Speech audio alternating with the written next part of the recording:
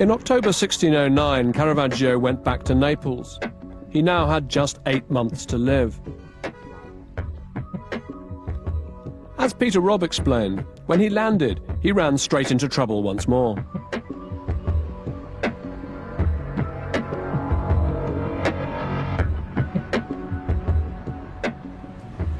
Where we are now is more or less where the old waterfront was, and where he came was the famous waterfront tavern called the Cirillo, which was not only a place to stay and a place to eat, but famously and notoriously the place to go in Naples for a good time. Somebody thinks that they know where the Cirillo was, because they've written it on the wall. Well, yeah, it almost certainly was around here, because the name of this alley is the Vico del Cirillo. And what happened to Caravaggio here?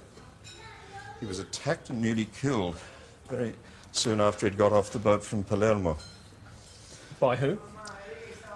According to Baglioni, by his enemies. In other words, the people that, according to Baglioni, had been pursuing him across Sicily. And who were they? Knights of Malta. The origin of the attack that took place here is back in Valletta, and whatever put him in prison in Malta. And you think this is where they finally got their man? Here's where they nearly got their man. Yes, they caught up with him, and possibly they even thought they'd killed him, as they didn't quite. He had life left in him.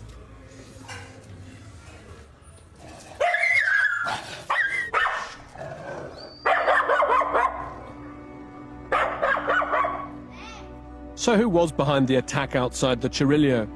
Was it even one of our suspects? Enemies following him, or enemies waiting for him? Or had Caravaggio provoked yet another pub brawl and got his face cut for it?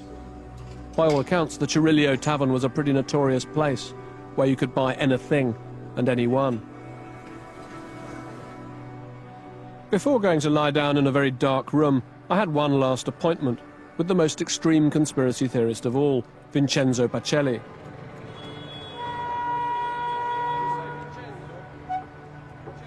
Pacelli is a distinguished archivist and author of a book about Caravaggio's final years called The Last Beach.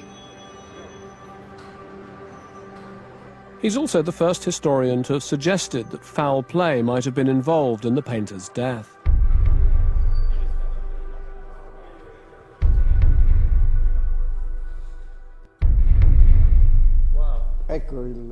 We met at the bank which owns Caravaggio's Martyrdom of St. Ursula, which Pacelli himself authenticated.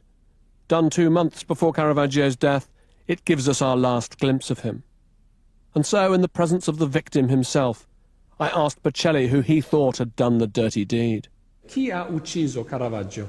Secondo me, l'uccisione di Caravaggio è il frutto della complicità dei Cavalieri di Malta, dello Stato Pontificio, cioè del Papa e di Scipione Borghese, e della Marchesa Colonna.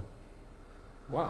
È tutto un complotto che Caravaggio ha subito per porre fine ad una vendetta che a Malta non si era potuta esaurire,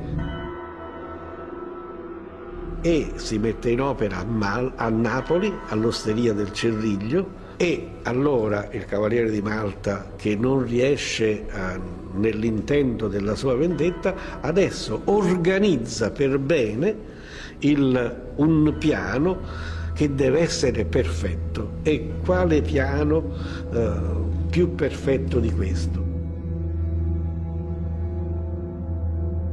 Pacelli's perfect plan seemed to amount to some kind of ambush on board the boat taking Caravaggio north to Rome. The Knights of Malta were the executioners, and the Pope and his nephews Scipione Borghese were partners in the cover-up. But why? Ma ormai Caravaggio era il pittore che dava fastidio. Con le sue opere faceva sempre scalpore, faceva sempre rumore, facevano sempre discutere le sue opere. Tu hai visto Al Monte della Misericordia, che è il quadro più importante del Seicento, che apre veramente al mondo moderno. The Seven Acts is a great picture. full of the sense that we're all in it together in this difficult life. But Pacelli told me that he thinks that Caravaggio is saying that God is out of the picture. All that matters is the brotherhood of man. He thinks that he was killed for being a proto-communist. It's true that Caravaggio is regarded with suspicion by some in the church.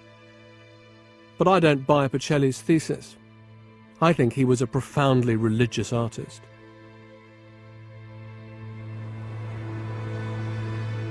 In one last attempt to sift fact from fiction, I retraced Caravaggio's final journey. First stop, Palo. Letters recently found by Pacelli in the Vatican say that it was at this seaside fortress that he disembarked en route for Rome and was suddenly arrested. The boat carrying his paintings went on without him. He bribed his way out of jail and haired off down the coast to his death at Porto Ercole. But Pacelli and others think those letters were a smokescreen, and that here or at sea is where he died. Killed by the Knights of Malta, according to Peter Robb, with the collusion of the Pope and his nephew, according to Pacelli. I don't agree with them, but I don't blame them for suspecting foul play. In this culture of vendetta and secrecy, nothing should be taken at face value. Let's assume he did get thrown into jail here and went chasing off after his boat. There's really only one reason to doubt the official story: the geography. He was coming from Naples, which is over there. He was going to Rome, which is over there. So why on earth did he think the best way to get there would be to go via Porto Ercole, which is a long way off in that direction? The short answer is that we just don't know. But there are plenty of perfectly unsinister possibilities. For whatever reason, Caravaggio thought the boat was going to Porto Ercole, so he had to follow it, even if that meant going out of his way. In the end, I'm tempted to believe the Porto Ercole story, precisely because it does seem a bit illogical. It has the untidiness of a real event. But still there's that nagging question of why his death was never recorded. I went back one last time to see if I could get a look at that register of deaths. Pino. Andrea. Good to see you again. Ciao, salute. Come stai? This is the Book of the Dead. Yes. Oh, look. For 1610. 1610, yeah. We have on 28 May. A note showed that the priest responsible for recording deaths was in prison for 6 months, just when Caravaggio would have been here. So no deaths at all were recorded. That explains very convincingly to me why this, well, one of the mysteries anyway of Caravaggio, which is why is he never recorded? Why is he never recorded in the Book of the Dead? Well, he's not recorded because the priest's in prison. Simple. But nothing is simple with Caravaggio. Weeks later, Pino claimed sensationally to have found a document actually recording Caravaggio's death here. But it's since been denounced as a fake by other specialists. So the mystery continues.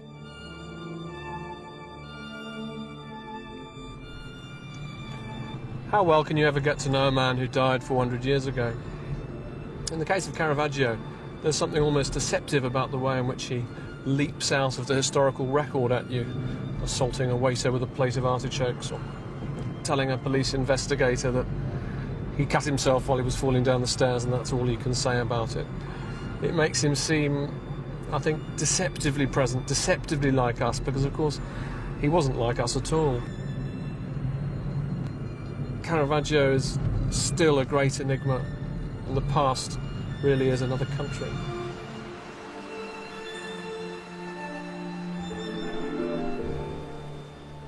Been a hell of a journey, but in the end it's still case unsolved. To know what really happened to him, I'd have to be able to get inside Caravaggio's head, and we don't even know where that is. But even though I can't quite believe in any of the conspiracy theories, they do tell us an important truth. Making us want to explain him was part of Caravaggio's genius. He put so much of himself into his art, made his own self-portrait so central to the story, that we feel we have to fill in the gaps. Caravaggio plunged himself into life. That was the problem, his enemies used to say. He lacked restraint. But that was what made him who he was. He could paint the full gamut because he'd lived it. And when his life went wrong, I think that fed his art too. A deep sense of guilt for the murder and perhaps for other crimes took him in another, darker direction. He'd been a great painter of the material world and of human beauty. But in his last years, he painted the yearnings of the soul, the desire for something that can only be sensed, not seen, and that lies somewhere beyond the shadows of this mortal life. The Church calls it salvation. I hope, at the end, that he found it. R.I.P. Michelangelo Merisi, alias Caravaggio. So who did kill Caravaggio? Well, after 10 years of researching and writing my own biography of the artist, I think I can actually answer that question. It was a noble knight of Malta, Rodomonte Ruero. It was he who caught up with Caravaggio outside the Cirillo and slashed his face so badly that when he left for Rome a matter of months later, he was already, in my opinion, a dead man walking. But I think the CSI approach to the painter can be taken to a ludicrous extreme. Recently in Porto Ercole, they claim to have discovered his bones, claims that have been met with considerable and justified scepticism. I think it would be a great shame if the undeniably fascinating circumstances of his life and death were ever to overshadow his paintings, because in the end, the art is the point. Caravaggio, quite simply, was one of the most remarkable painters ever to have lived.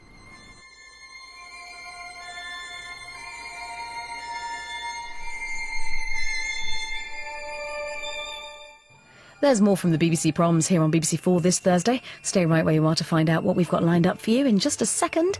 And then next tonight, World Cinema with XXY.